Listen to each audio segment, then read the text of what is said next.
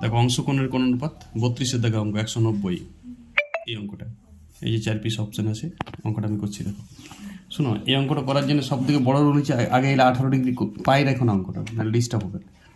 cos 18 i sin 18, pi by 10 মানে 18 degree. হে আর 2 পাই মানে বলো কত? 2 পাই মানে কত? 18 36 ডিগ্রি। cos 36 i sin 36, এইটা কত হবে বলো? 3 18 54 degree plus i sin 54 degree. এবারে cos 4 পাই মানে 4 18 72 degree plus i sin 72 degree. কিছু বুঝছো তো? ওকে, এবারে দেখো 72 গুলাকে 18 করে দেবো আর 54 গুলাকে 36 করে দেবো।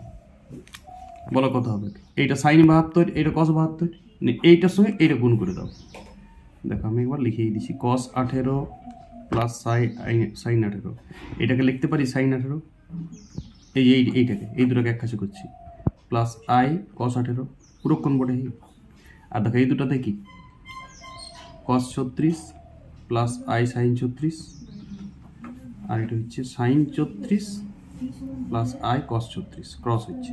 এবার দেখো এই দুটো গুণ করো, গুণ করলে cos 18 sin 18 হবে একটা। বোঝার চেষ্টা করো, cos 18 sin 18, এবারে এইটা i cos স্কোয়ার 18,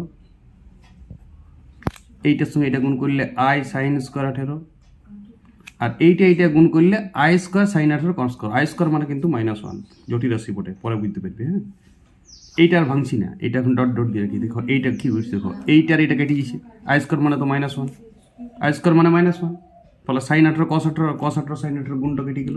আর এইটা i কমন নিয়ে নাও, তাহলে i কমন নিলে cos square plus sin square সমান 1, তাহলে এইটা i হলো। তাহলে বলো নিশ্চয়ই পরের যে গুণটা করবে তুমি, এই দুটা যেটা গুণ করবে এই দুটা, সেটাও i হবে, কার দেখার দরকার নেই, একটা করলেই। আমার তো অপশনের পরীক্ষা, তাহলে i স্কোয়ার উত্তর হলে i স্কোয়ার মানে -1, তাহলে অপশন সি। কৃপা ধ্যান দান করে একটা পার্ট তুমি এইটার সাথে এইটা সুইপ গুণ করবে, এইটার এই লাস্ট পার্টটা গুণ করে পরে দেখছো আই হচ্ছে সিমিলার, এই দুটো তো সিমিলার হবে। 36 54 তো সেম গুণ হবে, তাই আই এই কমন যাবে শেষে, আই আর কোনো 18 ডিগ্রি 18 ডিগ্রি মানেই থাকবে না। প্র্যাকটিস করো, রিপিট করো, হেভি অঙ্ক, বাম্পার অঙ্ক অংশগুলো। ওকে।